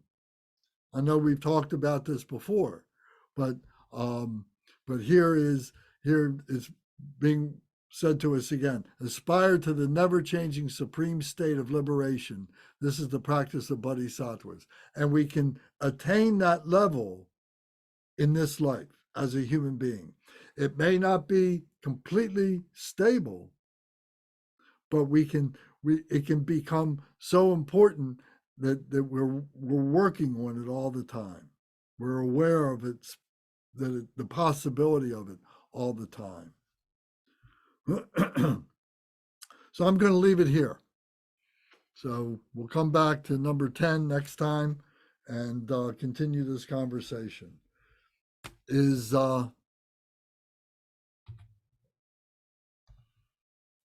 Should we continue this conversation? Is this good? The 37 practices? Yes. Yes, definitely. Okay, good. So you can print this. I've said I'll put it in there. I ask you to print it, or at the very least download it onto your digital device and save it. And you can read it when you got a few minutes. You can go over what we've gone over. You can read ahead and start processing this and start recognizing this and saying, yes, these are ideals of what it is that I aspire to be.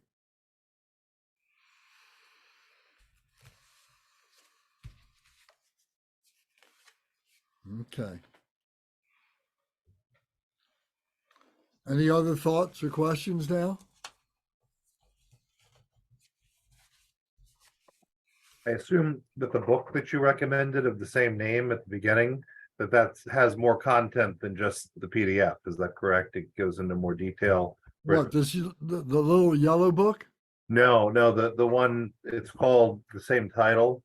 I'll show you a picture. Way of the Bodhisattva? The 37, yeah, Way of The the Bodhisattva. 37, the 37, the 37 ways of the Bodhisattva. Yes, that's correct. Yeah, that is by Shantideva. Yes. Yes, and that is a commentary, if you will, on the 37 practices. Okay.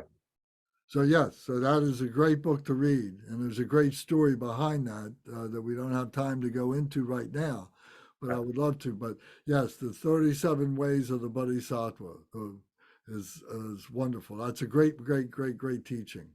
That's called the Buddhacharya Sutra. That's not a sutra.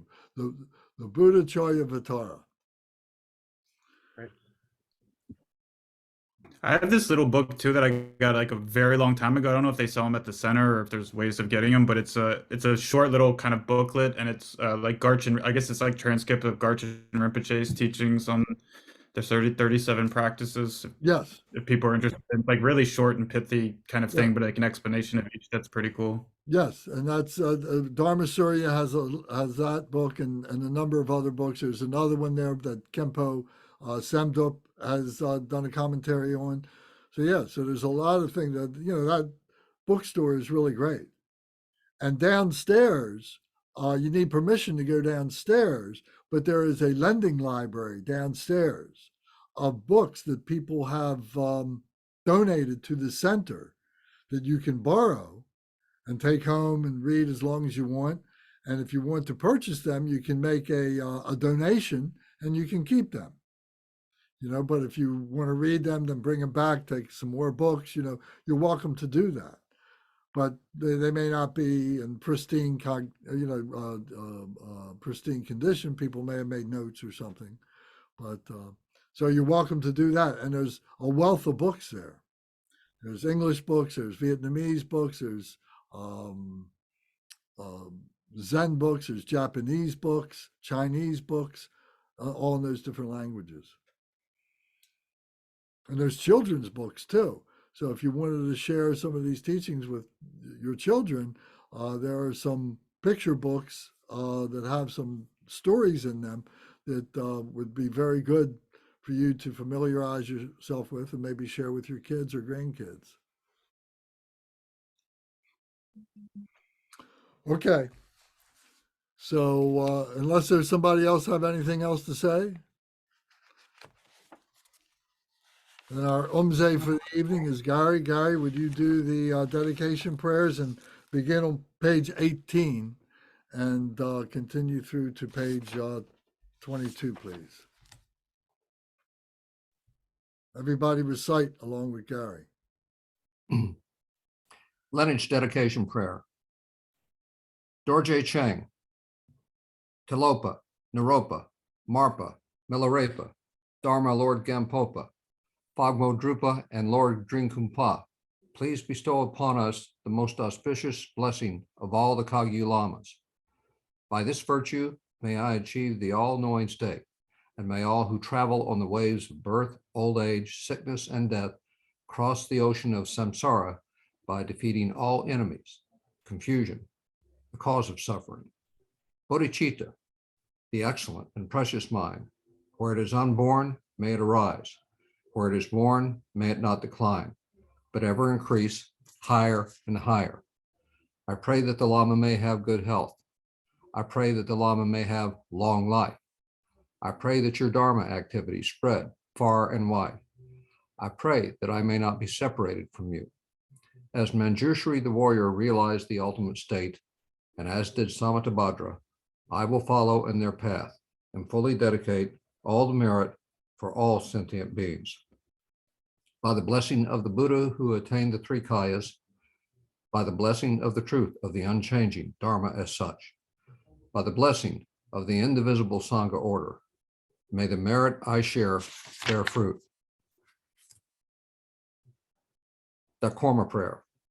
By the virtues collected in the three times, by myself and all beings in samsara and nirvana, and by the innate root of virtue, May I and all sentient beings quickly attain unsurpassed, perfect, complete, and precious enlightenment.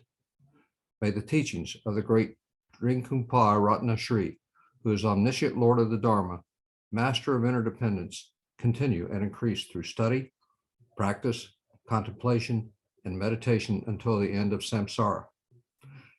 Dedication prayer by Lord Jingten Sungpan. Glorious, holy, venerable, precious, kind root and lineage lamas, divine assembly of Yidams, assemblies of Buddhas, Bodhisattvas, Yogins, Yoginis, and Dakinis, dwelling in the 10 directions, please hear my prayer.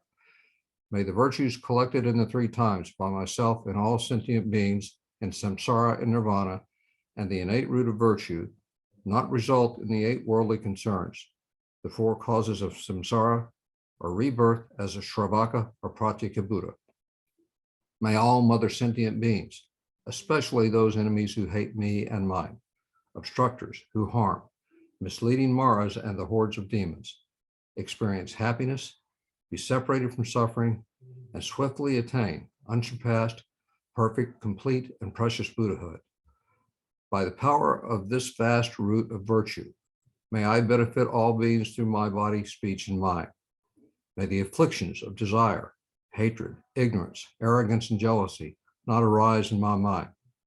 May attachment to fame, reputation, wealth, honor, and concern for this life not arise even for a moment. May my mind stream be moistened by loving kindness, compassion, and bodhicitta, and through that, may I become a spiritual master with good qualities equal to the infinity of space. May I gain the supreme attainment of Mahamudra in this very life. May the torment of suffering not arise even at the time of my death. May I not die with negative thoughts. May I not die confused by wrong view. May I not experience an untimely death. May I die joyfully and happily in the great luminosity of the mind as such and the pervading clarity of Dharmata. May I, in any case, gain the supreme attainment of Mahamudra at the time of death or in the bardo.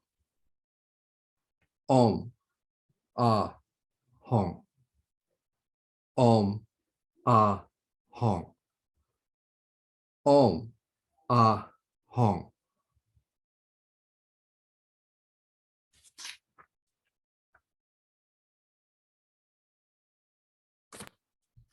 May my body May my body, speech, and mind be inseparable from the body, speech, and mind of all the enlightened ones, for the benefit. for the benefit of all sentient beings. Very good. Thank you very much. Sorry, I lost that for a moment. It's Thank you, okay. Gary. Thanks, Gary. Thank you, Gary. You did a good job. Thank you. Thank you. Yeah, good Thank job. you, everybody. If anybody wants me to print this for them and mail it to them, I can do that. Otherwise, I'm leaving it up to you. Thank you, everyone. Thank you, Lance. Okay. Good night, everyone. Thank you, everyone. Have a good Bye. night. Good night. See you Thursday night. If you want to join us for Medicine Buddha on Thursday night on this Zoom. So this is our new Zoom address for everything. See you Thank there. you, everyone. All right. Thank you. Hi, Alex. Yeah, hi. I didn't realize this is a new Zoom address. So, but then Oh. I thought, well, how come it cannot be? Lance have not told us. Well, I that, did. Well, I mean, you probably did at the beginning of last session or something, Right. which I